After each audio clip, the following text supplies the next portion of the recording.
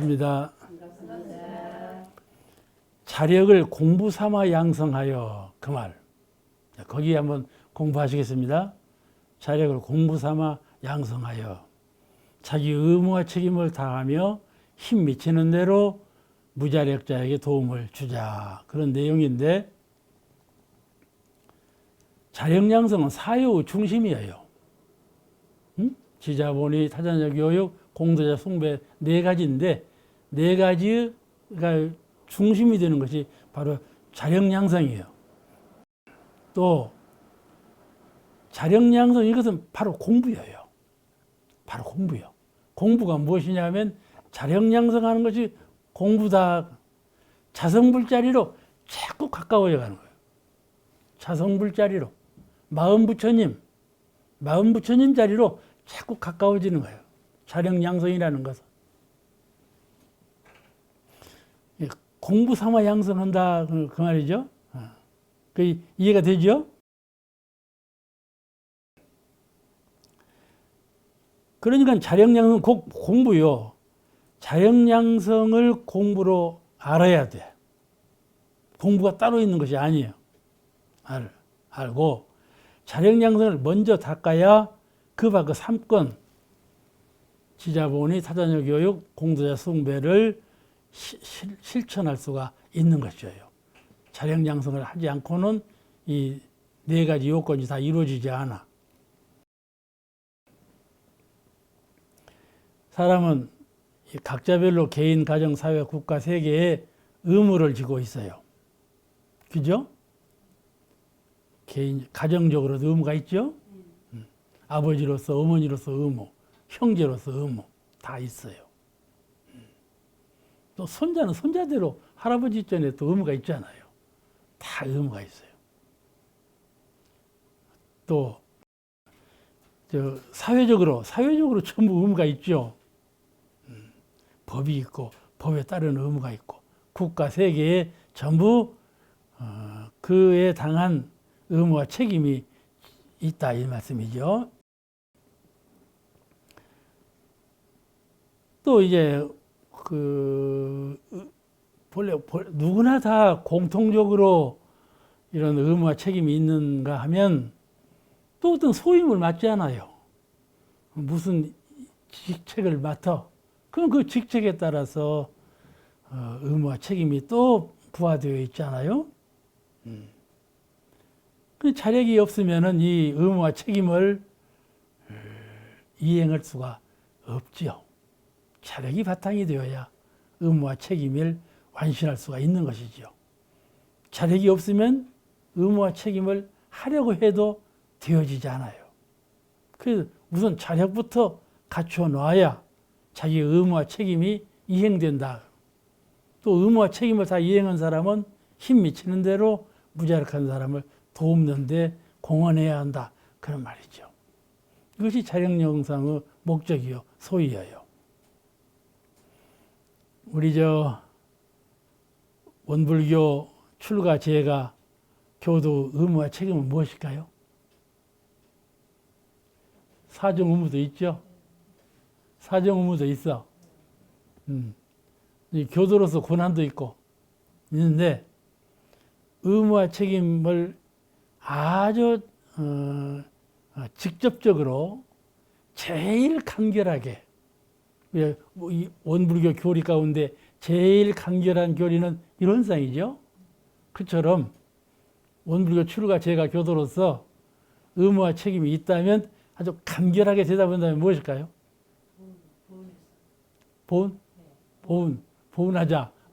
또 보훈하자 있고 감사생활 다 나오는데 의무는 성불이요. 성불해야 할 의무가 있어. 책임은 재중 교화요. 그러니까 가장 핵심적인 것이 인간은 왜 인간으로 태어났나? 우리는요, 인간에서 인간을 왔다고 생각하지 마세요. 우리는 천인인데 인간 세계로 왔다. 이렇게 생각하세요. 천인인데 인간 세계로 왔다. 왜 인간 세계로 왔나? 성불재림하기 위해서 왔다 그 말씀이죠. 성불재림하기 위해서 왔어. 그럼 우리가 가장 아주 핵심적인 의무는 성불이다. 책임은 교화 재종사업이다. 이렇게 생각하시면은 간결할 것 같아요. 예, 그 교도 의무와 책임은 따로 있죠. 사정 의무가 따로 있잖아요. 여기 이제 교전에 의해서 설명드리면은 과거 탈역 생활 초목이 나와 있어요. 과거 세상에는 탈역 생활을 어떻게 해까지 자력으로 하라 그러냐? 탈역 생활 초목이 소개가 된 5개 항목으로 조목이 되어 있어요. 다 설명을 못 하니까 한번 낭독으로 끝낼게요. 하나, 부모, 형제, 부부, 자녀, 친척 중에 잘 사는 사람에게 의지하여 놀고 살자는 것이며 지금 그런 사람 없죠? 의지해서 놀고 먹지 않은 사람은 거의 없어. 또 그런데도 그럴지 몰라요. 또 두 번째는 의뢰를 구하나 도움을 요청을 해요. 구하나 들어주지 않으면 동거하지 않은 것이요. 나 좀 도와주세요. 그래서 안 도와주면 그냥 그 집으로 들어가 살아버려야. 동거하지 않은 것이요. 이렇게 많이 있었어요, 옛날에는. 지금도 살림을 그냥 완전 폐가하는 사람이 있어요. 그럼 어디로 갈 거입니까? 형제간 집으로 그냥 들어가 살죠, 또. 근데 세 번째는 빚을 진 경우 갚지 못하면 그로 인하여 일족이 못 살게 되었으며, 그 무슨 말인 거니? 한 가정이 빚을 졌어. 그러면 모든 사람이 도와줘. 도와줘도 구멍난 도가지에 물 붙듯이 안 되면 다 폐가 망신하는 것 아니야. 그러죠? 그런 말, 그렇게 하면 안 된다. 그런 말이에요. 빚을 진 경우에 갚지 못하면 그로 인해서 일족이 못 살게 되었으며, 과거에 있었으니까 이런 말씀이 나온 거죠. 또 여자의 신부는 부모와 남편과 자녀 등에게 일생을 의지해 살았으며, 어렸을 때는 부모에게, 그죠? 결혼해서는 남편에게, 이제 늙어서는 자녀에게 일생을 의지해서 살았어. 지금은 아주 그렇지 않지 않아요? 다섯 번째, 남녀의 권리가 부동하여 같지 아니해서 교육을 받지 못하고, 여자는 교육을 시키지 않았어. 사교도 못하고 재산상도 받지 못하고 다 그랬죠. 자기의 심신이지만은 일동일정의 구속을 면치 못했다. 그것이 과거 탈역 생활의 총목이에요. 다 아시겠죠? 설명 안 해도? 그다음 세 번째, 자력자로서 탈역자에게 권장할 조목. 자력자로서 탈역자를 대할 때 어떻게 해야 돼? 어떻게 대처할 거냐? 그 말이야. 권장할 조목. 1. 자력 있는 사람이 부당한 의뢰를 구할 때에는 받아주지 말 것이요. 어떻게 해야 되겠어요? 난 자력이 있는데, 자력 없는 사람이, 자력 있는 사람이 부당한 의뢰를 또 해요. 저 정도 같으면 일어설 수 있다. 판단되는데, 그 사람은 나는 못 일어서 당신이 도와줘야 돼. 이렇게 의지한단 말이죠. 그럴 때 어떻게 할 거냐 말이죠. 우리가 동량하러 오는 사람을 봐봐. 사지가 멀쩡한 사람이 와서 동량을 구한단 말이에요. 그럼 동량 줘야 해요, 말아야 해요? 전혀 그냥 놀고 먹지 않은 판이에요. 그런 경우지요. 이건 비근한 예고, 살림하는 사람도 형제간에도 친척간에도 일을 수 있다. 그런 말이죠. 내가 볼 때에는 자력 있는 사람 눈으로 볼 때에는 자력으로 산다는 것은 보통 어려운 일이 아니지 않습니까? 이 생존 경쟁의 사회에서 자기 능력으로 모든 걸 헤쳐서 의무와 책임을 다할 수 있는 등이 올랐을 때는 보통 노력으로 된 것이 아니란 말이죠. 공부하는데도 땀을 다 뺐죠. 일하는데도 땀을 다 뺐죠. 온갖 수고를 해서 자력을 얻었는데 저는 말이지 노력도 안 하고 말이지 의지해서 살라고 하니 저걸 어쩔 거냐. 그럴 때 무조건 도와주면 자꾸 무자력자만 만든다. 여기 그 아주 각박한 말씀 같지만은 그 청을 받아주지 말아라 그 말씀이에요. 이렇게 조항을 해 놓으니까 여기에 의지해서 말거리가 되잖아요. 야, 교전해 봐라. 이렇게 했다.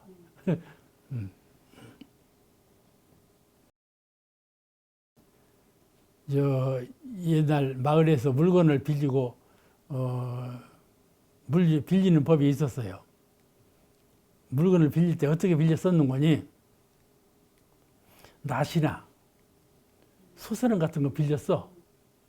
근데 집신이나 망택이나 그런 건 못 빌려. 왜 그런 거니? 망택이나 집신은 네가 사라. 소스랑이나 호미는 못 만들지 않아. 그래서 빌렸을 수가 있다 그런 거예요. 그런 그 룰이 있다고 그래요. 그런데 의뢰한다는 것은 자력이라는 건 이렇게 참 중요한 거예요. 중요한 건데 자력을 개발하지 않고 의뢰하는 것은 영원히 자력을 망치는 일이라는 말씀이죠. 자력 양성의 도를 한 사람은 나도 자력 양성으로 성공할 뿐만 아니라 다른 사람도 자력 양성으로 성공할 수 있도록 길을 열어줘야 한다 그런 말이에요. 길을 막으면 안 된다. 아무리 더 가깝고 친해한 사람일지라도 어떻게 하면 저 아이를, 어떻게 하면 내 동생을 자력으로 쓸 수 있게 하겠는가. 이걸 신념으로 갖고 있다면 그리 되죠. 각박한 말씀이 전혀 아니에요. 우리 저 정년 퇴임한 분들이 빚보증 써가지고 함께 망하는 수가 참 많아요. 그런 수가 아주 많아요.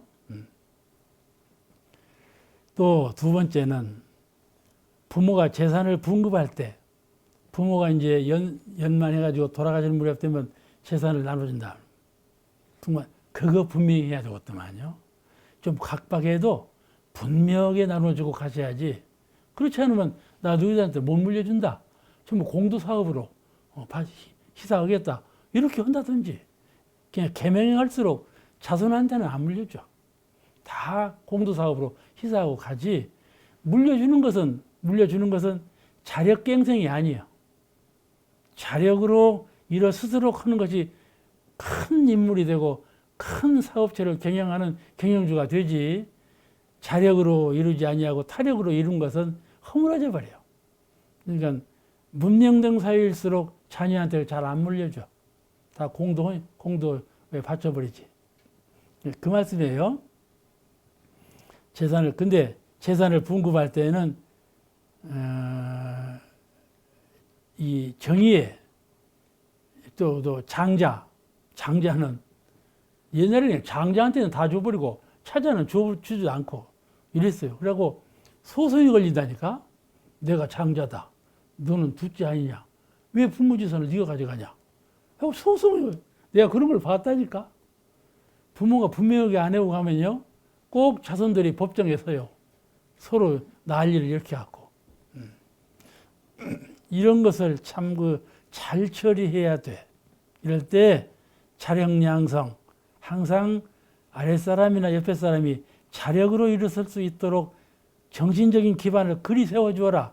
그런 말이죠. 또 세 번째, 결혼 후에 물질적 생활을 각자 자립으로 하고 서로 사랑에만 그치지 말고 의무와 책임을 주고받을 것이요. 이랬어. 이제 이것도 그러죠.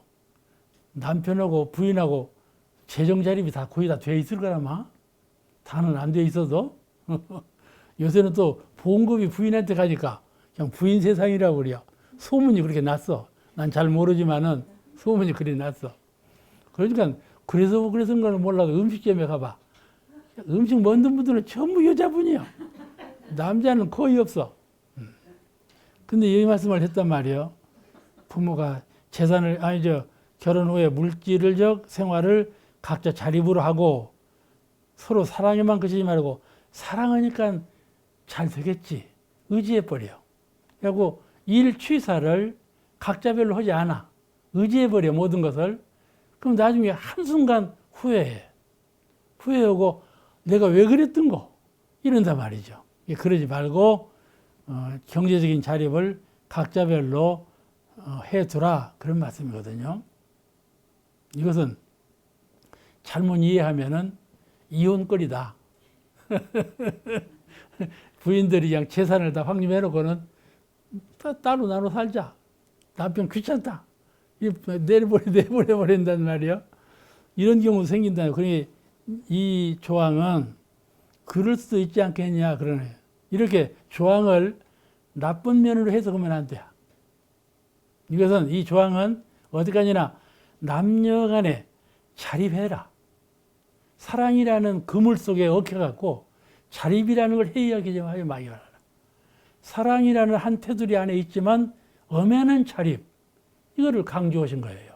우리가 사은의 한 포트에 있지만은 전부 자립에 있지 않아요. 그죠?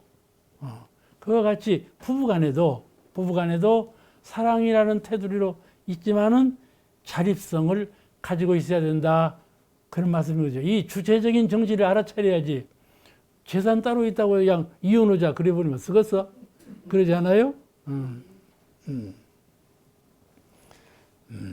이런 본문을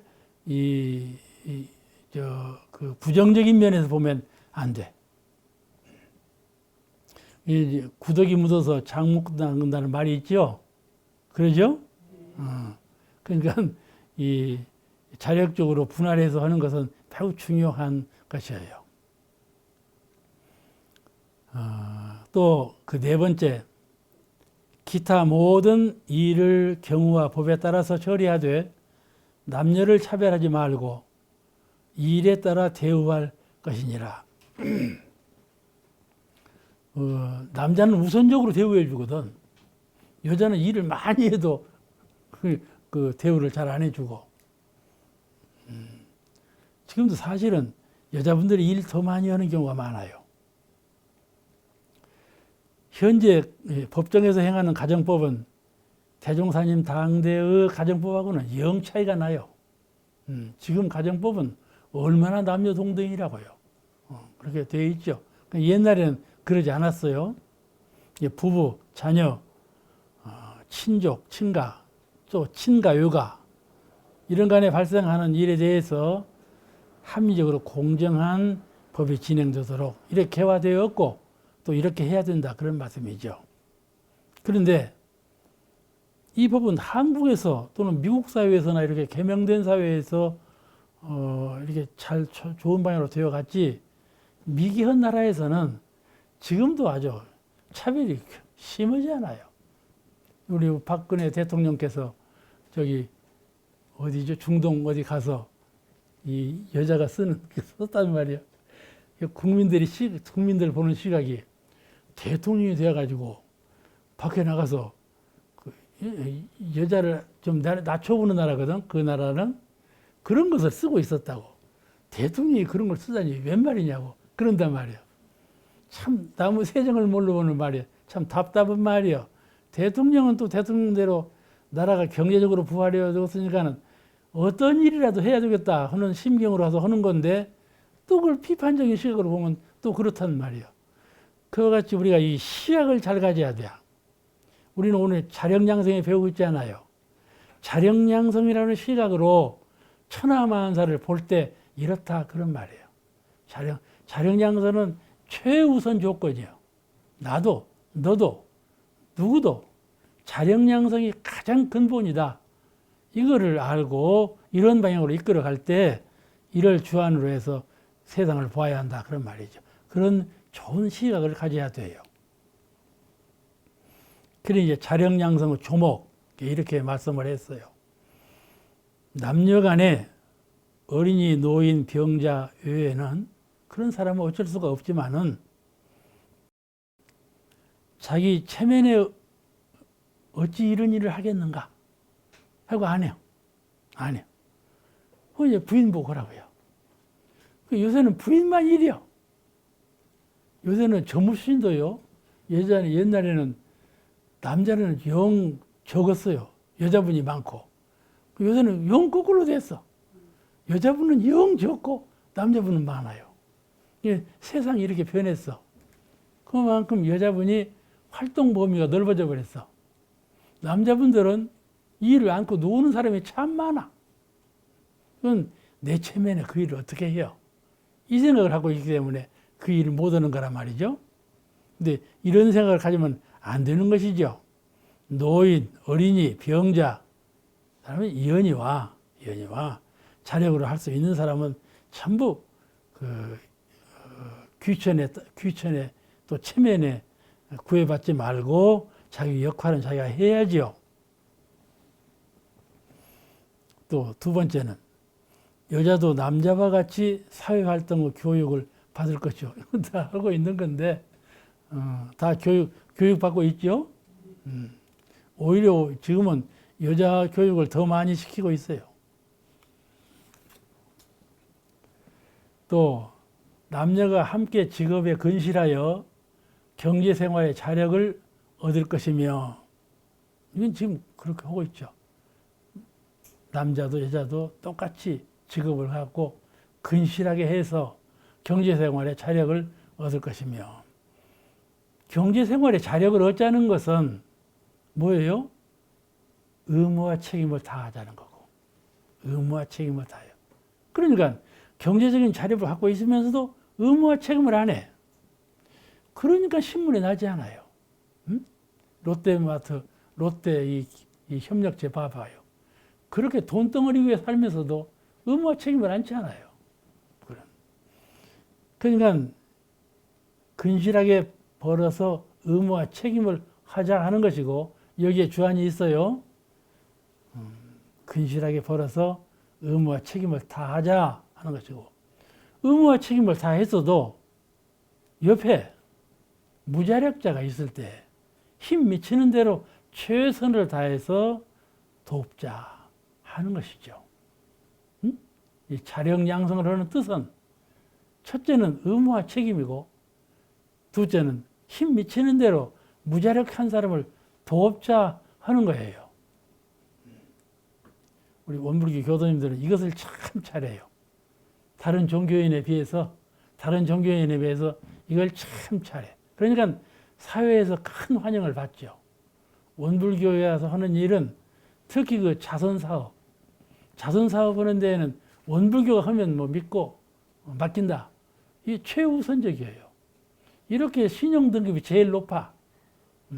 이런 것이 다 그 의무와 책임을 다하고 힘 미치는 대로 무자력자를 돕는다는 이 정신이 다 몸에 배어 있기 때문에 이런 결과가 나오는 거거든요. 마지막으로 하는 것이, 찾아도 부모 생전 사고를 과거 장자의회로서 받을 것이니라. 이런 말. 찾아도 옛날에는 장자 제사를 지내고 부모를 받들었어요. 부모님이 노세우면 의뢰의 장자가 모셨어. 근데 정신적으로 그래서는 안 된다. 장자가 못 오거나 하거나 간에 찾아도 장자하고 똑같이 부모가 돌아가신 후에도, 부모 생존에 있을 때도 봉양을 다하고 제사 의례를 다하고 효성을 다해야 된다. 똑같이 하라. 장자 찾아가고 구별을 쓰지 말아라. 그 말씀이거든요. 지금 다 그렇게 하고 있죠. 많이 그렇게 되어가고 있어요. 그렇게 설령 안 온다 할지라도 정신세계에서는 그렇게 해야 된다. 왜 그런 거니? 제도, 전통 이런 것을 생각하지 않아요. 의무적으로 그렇게 해야 된다는 정신만큼은 있어요. 이게 왜냐하면 계명되었기 때문에 그러거든요. 세상이 계명되었기 때문에 정신만큼은 아무 차별 없이 부모에게 효성을 다해야 된다 하고 있는데, 안 할 수도 있는 것이죠.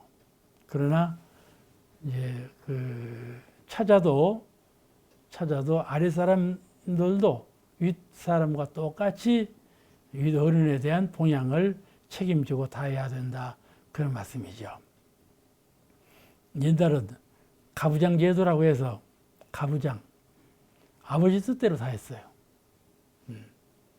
그 잘못된 일도 아버지 뜻대로 하는 거예요. 아주 민주주의하고는 영 딴판이죠. 근데 이런 제도가 이제 자 뒤로 사라지고 민주화라고 하는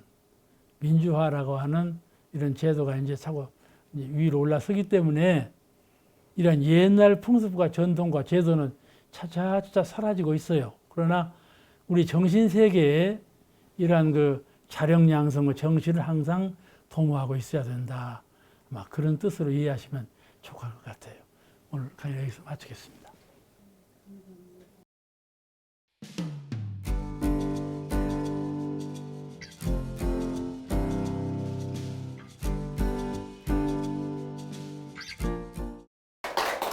반갑습니다. 지자본의 사요 가운데 두 번째 항목 지자본의에 대해서 오늘 공부하시겠습니다. 지자, 지혜로운 사람. 우리 사회 통념상 지혜로운 사람을 지자라 그렇게 말을 해요. 지혜로운 사람은 지인 이러면 되는데 지자, 노음자사를 써 지자라고. 그거는 지자, 우자.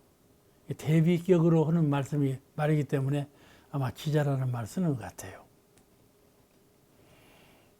우리 인간의 본연적인 차별, 가장 근본적인 차별은 지우차별이죠. 12인연 가운데 뭘로부터 시작하나요? 무명부터 시작. 무명, 어리석다. 그러면 12인연이라는 것은 사람이 사람된 질서거든. 차서요. 순서인데 제일 순서의 기초가 무명, 어리석음, 어둠. 그걸로도 시작했다. 깨닫지 못한 마음, 어리석은 마음. 그건 우자지요. 그럼 이제 차차 이제 열려가지고 이제 불보살이 될 때까지는 이제 지자로 자꾸 변해가는 과정 아니겠어요. 그렇게 지자와 우자의 관계, 그 차이가 중생과 불보살을 나누는 것 아니겠어요? 이게 가장 본연적인 근본적인 차별은 지우차별이다. 다른 차별은 다 없어져도 이 지우차별은 있게 돼요. 이 세상의 모든 차별제도, 전통, 제도, 차별적인 전통과 제도를 좀 개선해 사유정신에 의해서 개선해도 지우차별만큼은 없앨 수가 없다. 그 말이죠. 없앨 수가 없어. 있어. 우리 인류 문명을 향상하고 국가와 사회의 평화를 발전을 도모해 가기 위해서는 지혜로운 사람의 통솔과 지도가 필요하죠. 그렇잖아요? 한 가정도 가장 평화스럽게 가족 전체가 다 각자별로 할 수 있는 일을 하면서 또 총화를 이루는 가운데 한 가족이 발전해 가려면 그 가족을 총체적으로 지도하는 지도자가 지자라야 한다. 지혜로운 사람이라야 한다. 노인도 더 지혜로울 수가 있고 아이도 더 지혜로울 수가 있는 것이죠. 지자는 남녀노소 이런 것에 구애받지 않고 지혜로운 사람은 따로 있어. 이 따로 있는 지혜로운 사람이 가정이나 사회나 국가 인류를 지도해 가야 된다. 그런 뜻이죠. 그러므로 이 지자본의 원리는 온 인류가 지혜로운 사람으로 진화해 가는, 나는 지혜롭고 너는 어둡고 이랬는데 자꾸 그 지혜로운 사람을 본받고 지혜로운 사람을, 어리석은 사람을 가르치고 이야기하고 서로 지혜 있는 사람으로 등급해 가지고 온 인류가 다 같이 지혜로운 사람 이렇게 되어가자 하는 것이 이 지자본의의 정신이에요.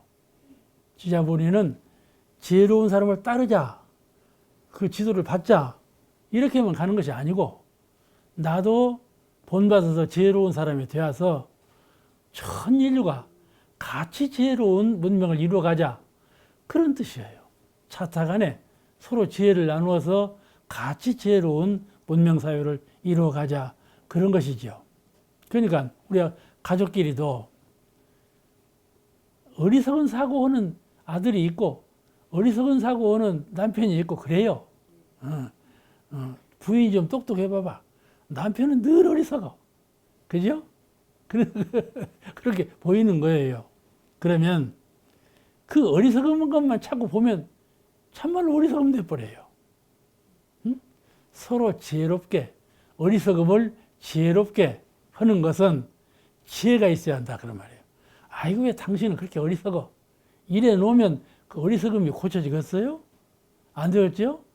너는 왜 공부만 그렇게 못하니? 이래 놓으면 아들 망치는 거이죠. 어떻게 하면 저 아이를 지혜롭게 할까? 이 생각, 이런 관점으로 그 어리석은 아들을 대해야 어리석은 아들이 지혜로워지지. 너는 왜 그렇게 어둡냐? 이러면 자꾸 어리석은 것으로 빠지게 만드는 것이죠. 지혜롭게 하자 그런 거예요. 지자본의는 나도 너도 서로 지혜롭게 가자. 지혜롭게 가자. 나는 지혜롭고 너는 어둡다. 이게 딱 갈리를 타는 게 아니에요. 너는 왜 이렇게 어둡냐? 이게 아니에요. 나도 지혜롭고 너도 지혜롭게 서로 지혜롭게 같이 나가자. 그런 뜻이에요. 이것이 지혜의 평등이에요. 그죠? 지혜의 차별은 지혜의 차별이고 지혜를 평등하게 나도 지혜롭게 너도 지혜롭게 이렇게 해가자. 이 사유 정신은 평등이 가장 주안점이에요. 평등, 골라놔. 차별 세상을 골라놔. 그래서 차차 이 세상은 구속과 차별이 없어져. 이렇게 이 어리석은 사람은요 엄청난 구속을 받습니다.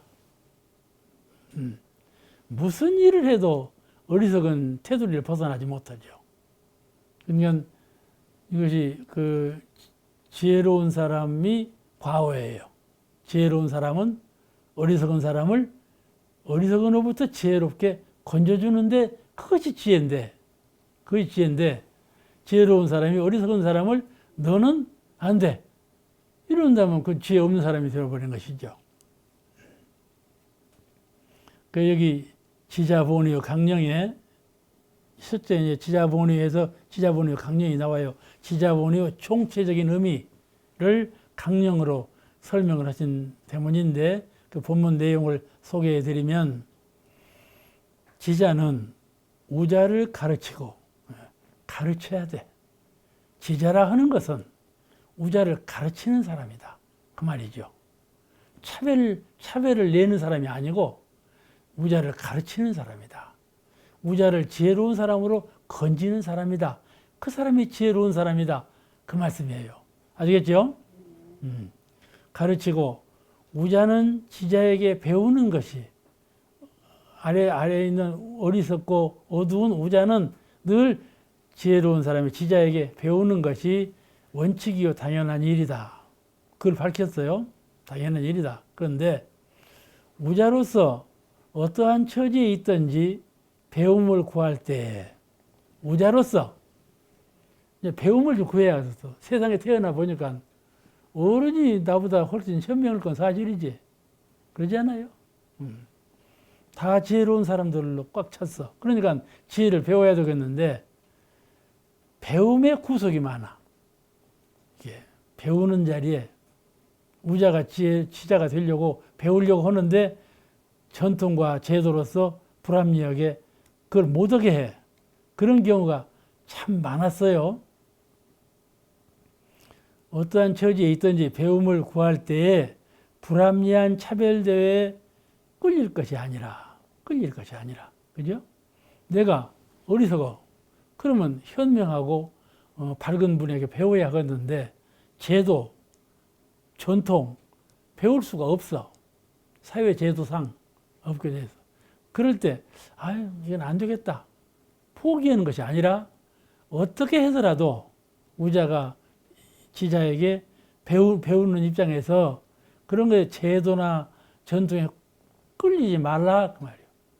끌려서 아이고 안 되겠네 하고 포기해버리지 말아라 그 말이거든요. 제 끌릴 것이 아니라 오직 구하는 사람의 목적만 달하자는 것이니라.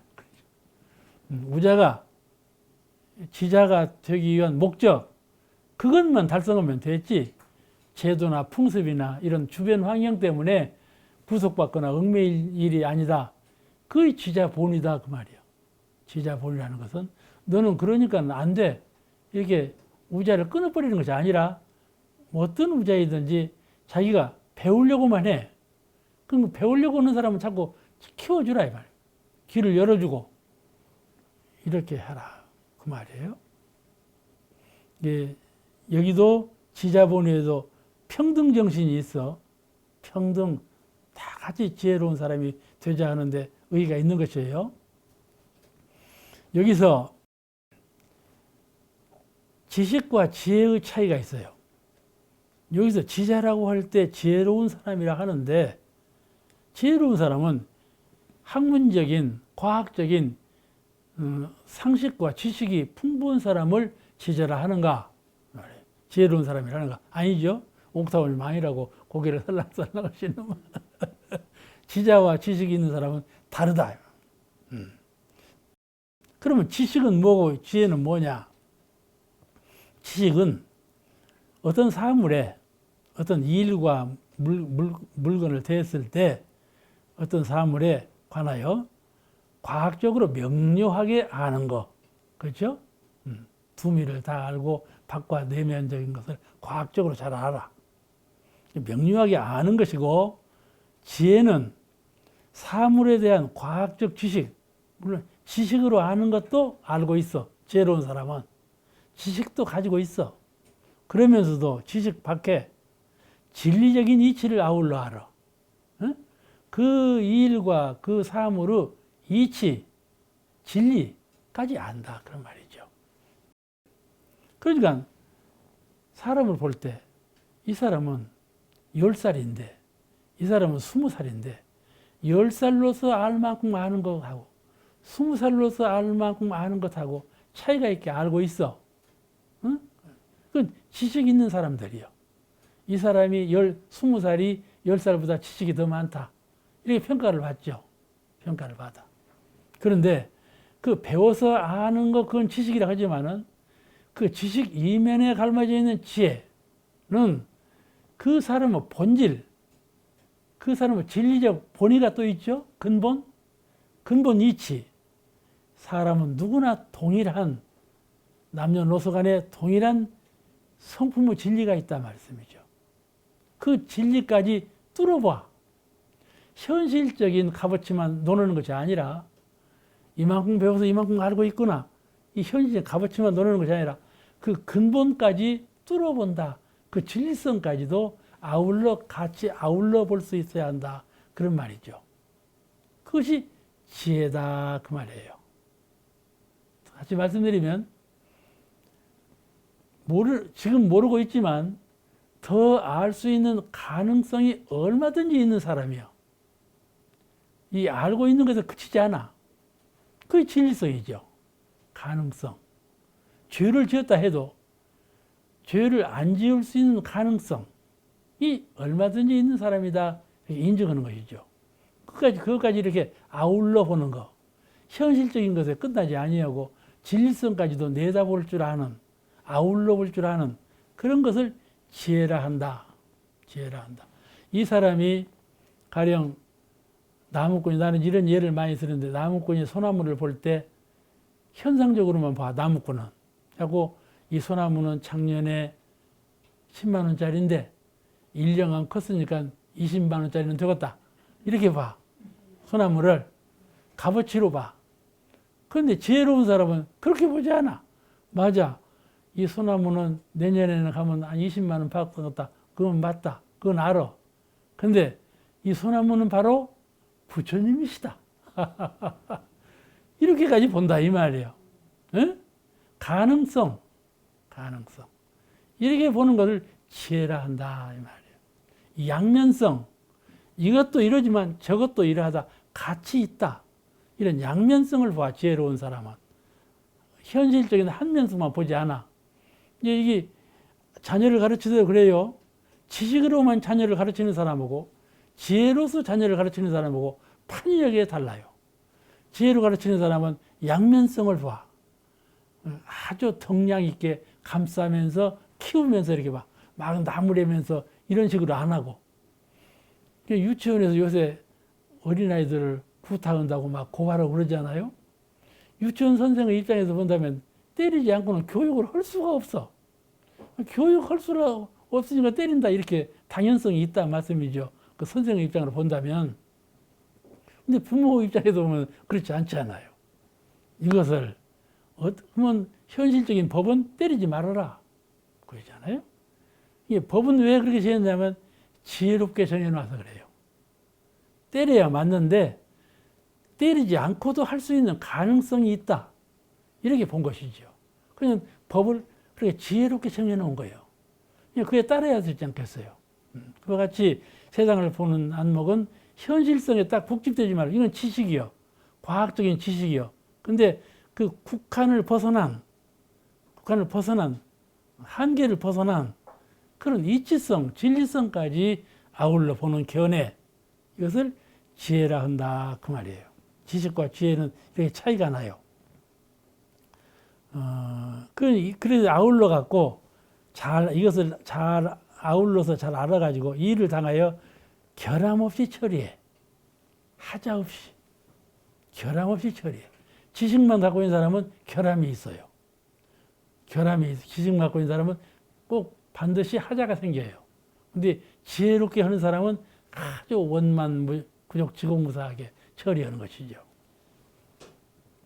그러니까 지혜를 갖고 산다는 것이 어렵겠죠? 근데 자꾸 해버릇하면 참 쉬워져요. 그래서 그러면 지자의와 우자의 관계는 어떻게 볼 것인가, 이런 생각이 떠오를 수가 있어요. 지자와 우자의 관계는 어떻게 볼 건가.